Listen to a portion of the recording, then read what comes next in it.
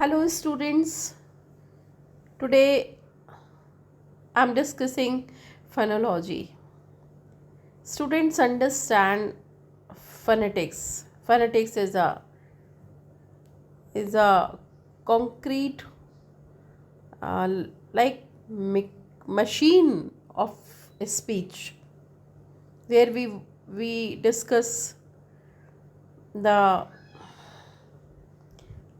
organs of speech, articulations, and then airflow mechanism of it and everything. So that is something which is concrete we discuss. So in other words, we can say phonetics is the hardware of computer and phonology is the software of computer. So here we see what is phonology. Phonology is the study of patterns of sound, right? That's a study of patterns of sound in a language, how these sounds create pattern. For example, subject, verb and object, so that is sentence, right, in English. Then sometime we use verb and object, right? Go to the chapel, this the no subject is there, however this implied subject you is there, right? Sometime we don't use object, we just say go, that is also expression, makes complete sense. So different patterns for in another example, suppose simple sentences, that is the format or formula of simple sentence. Complex sentence, so that there are two clauses, that's a main clause and subordinating clause, right? Or we can say independent and dependent clause, right? So these are the different patterns, and then different patterns of sentence create different meaning, right? So that is more to do with phonology. So phonology is the pattern of patterns of sound in a language and across language, every language, right? Where we discuss patterns and patterns of sound, right? Sound, okay. Phonology is the study of sound. So that is sound, how a sound is created and then how it works, how we speak. Now, put more formally, phonology is the study of categorical organization of speech sounds in language. Categorical, category, right? Categorical organization of speech sound. For example, categories subject, categories verb, categories object, categories article, right? So then different words are categorized, noun, right? Parts of speech, noun, pronoun, verb, adverb, right? So that we organize different words, and then study that if we organize subject and verb, then it creates one sentence, noun or pronoun and verb, right? Subject and predicate. So this way we study here how speech sounds are organized in mind, which is very important. When I'm talking, that definitely mind is organizing different sounds and used to convey meaning, and that's what I'm speaking you are getting.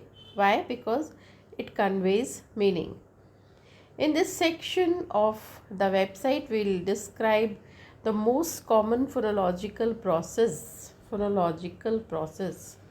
and introduce the concept of underlying representation for sound versus what is actually produced, right? The surface form. Suppose if I say that uh, subject plus verb plus object, and subject is a noun or pronoun, object is noun or pronoun, this is doer, right? And this is receiver. So this noun and pronoun is receiver, this noun and pronoun is doer. So if I say John eats bread, eats bread, but then bread eats John cannot be done. However, the rule is noun, then verb, then noun. So we can exchange the noun, but no, we cannot exchange the noun, right? So that is there. Here he is saying that that's a concept of underlying representation of sounds. Representation is different, but what is actually produced, the surface form. So representation just block in your childhood. You played with the block. You sorted blocks, right? So that's a blue color, then white color. Similarly, suppose you are being taught grammar and mother says, okay, S, put noun, then verb, then noun. This way, suppose your mother is teaching you, so that once you understood that rule, then you'll be able to do it. But then uh, mechanism is different, that is representation is different, but then actually what sense is being produced, that is different. So phonology can be related to many linguistic disciplines, including psycholinguistics, cognitive science, sociolinguistics, and language acquisition. So psycholinguistics, because it's some more to do with psychology, right?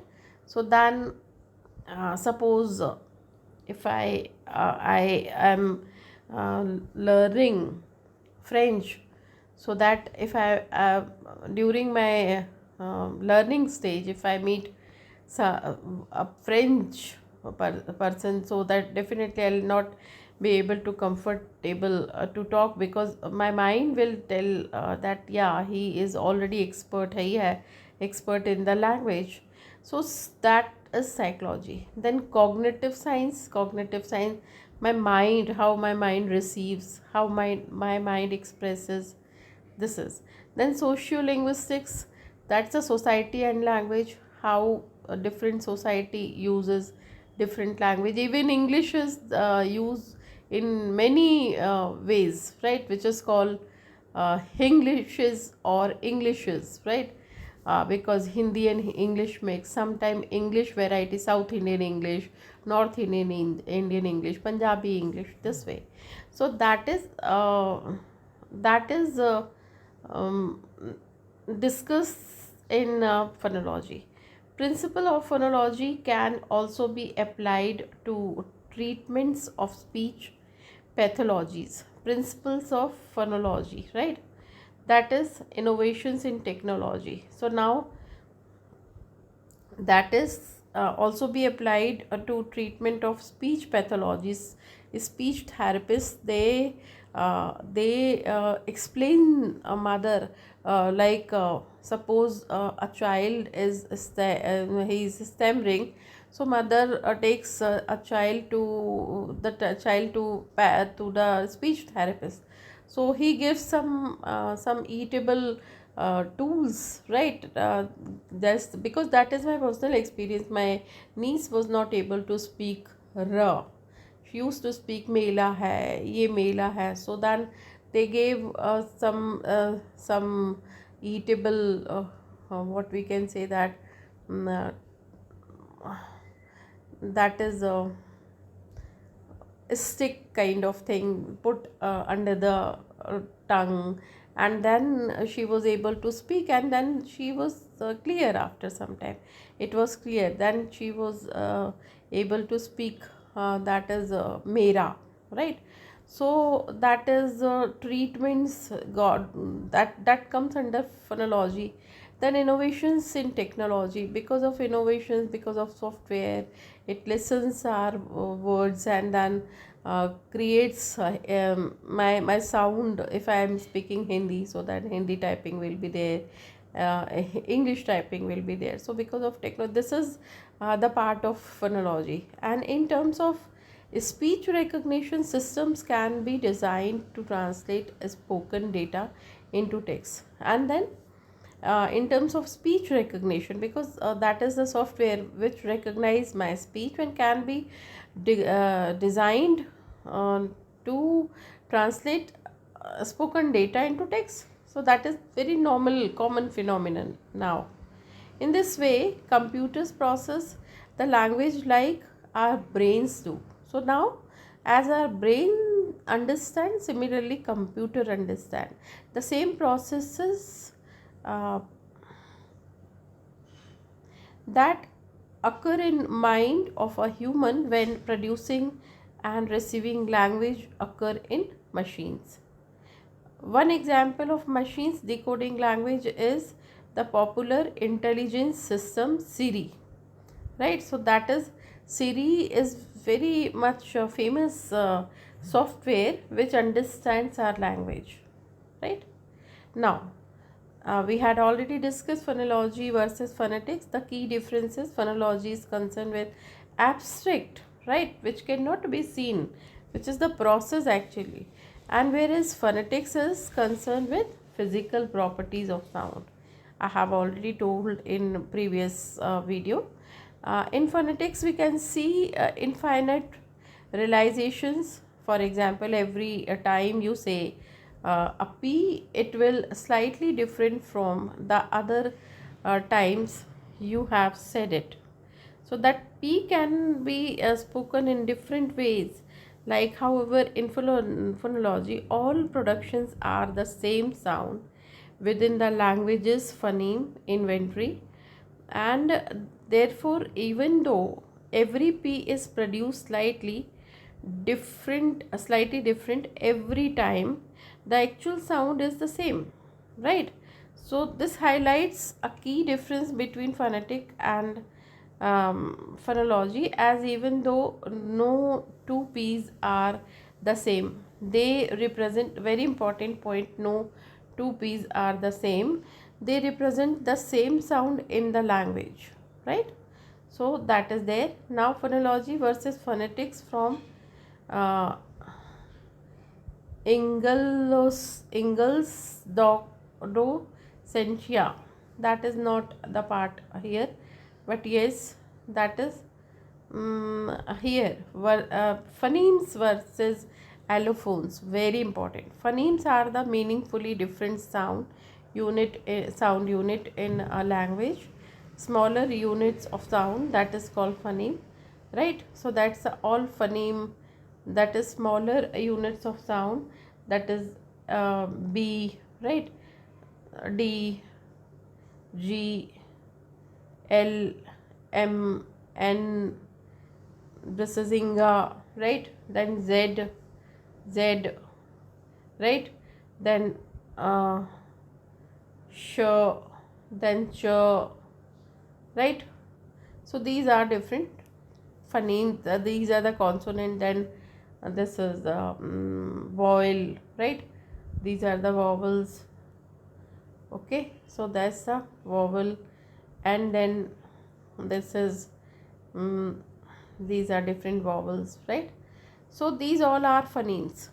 For example, pet and bet, in their first phoneme, the P and B vowels are also phonemes.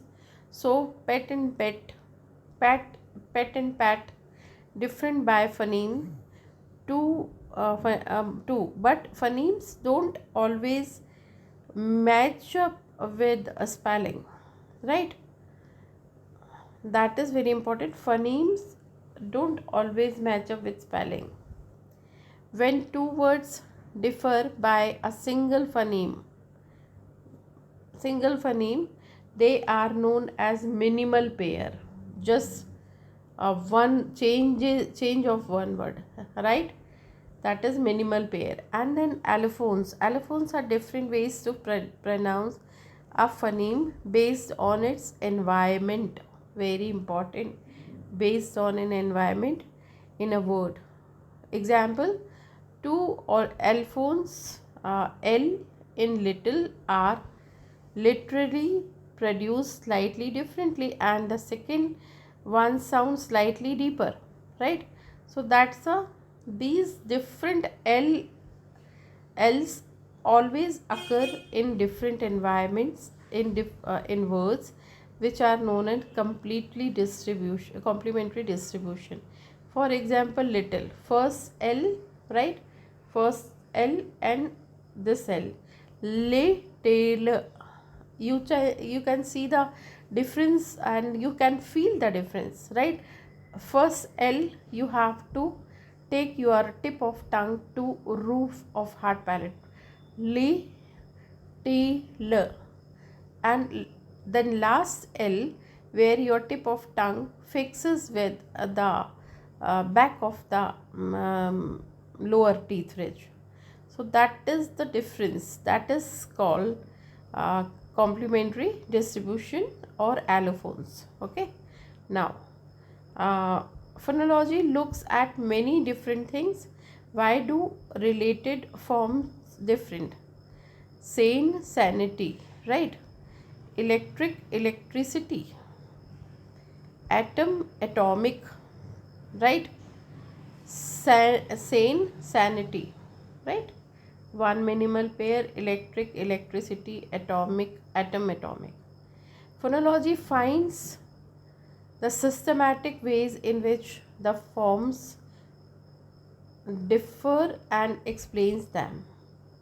So that is systematic ways in which forms differ and explains them.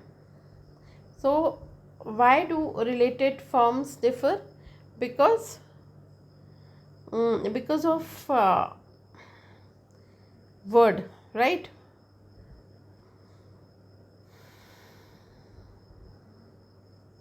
What is stored in the mind? Phonology studies abstract mental entities, very important. Abstract mental entities such as structures and processes. This contrasts with phonetics, which deals with actual production and acoustic of the sound of a. So that's this contrasts with phonetics, which deals with the actual production and acoustics of the sound of language. Then what sounds go together? So that looks what sounds and sound combination are accepted and why. So that our mind, that is abstract actually, and that is done in our mind.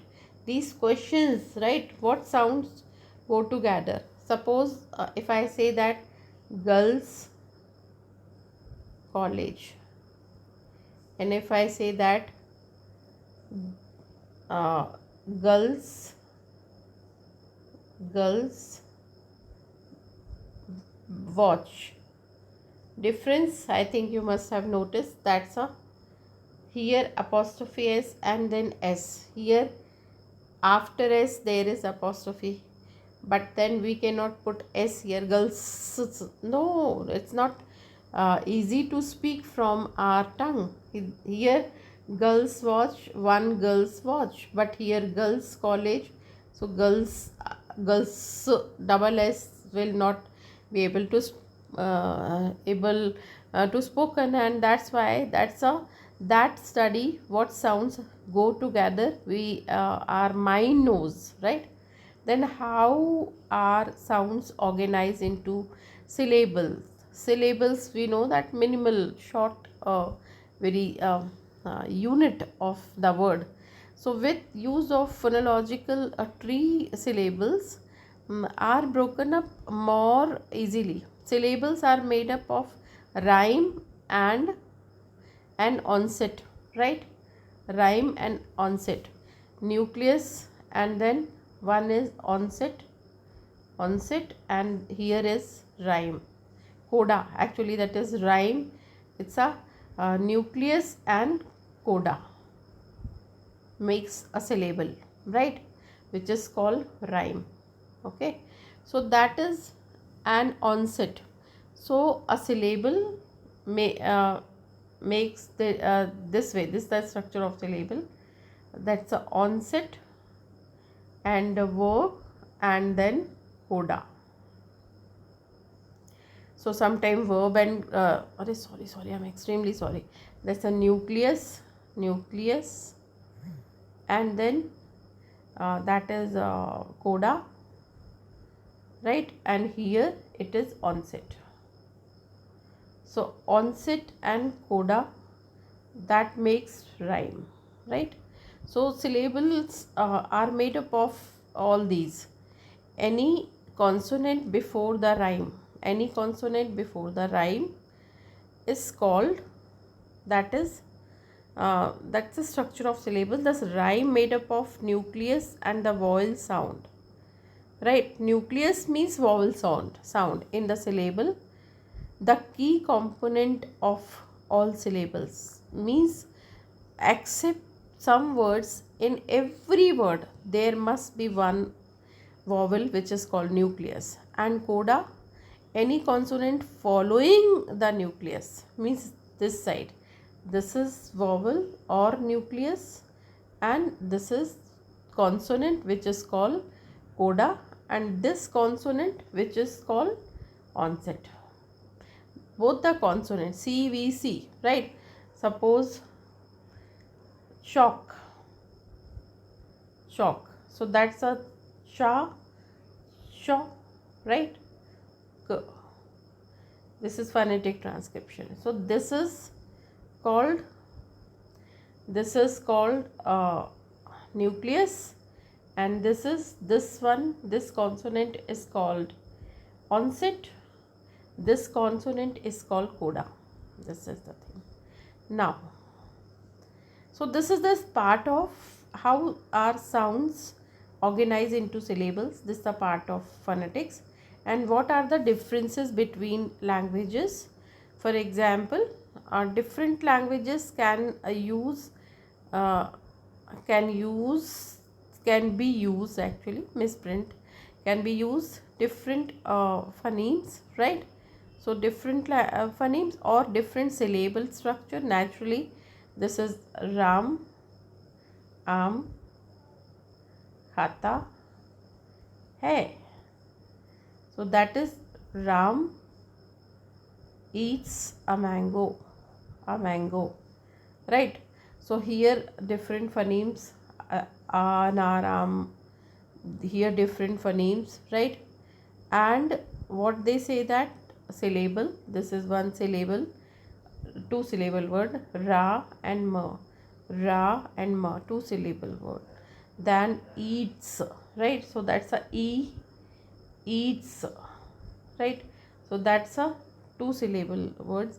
This way, in every language has its own syllable and phonemes.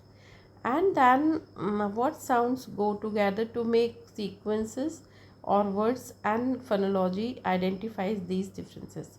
So what's the work of phonology? Phonology finds which is possible syllables, how syllables can be made, and then how it is pronounced, right? So that is the study which is done under phonology. So phonology looks at many different things.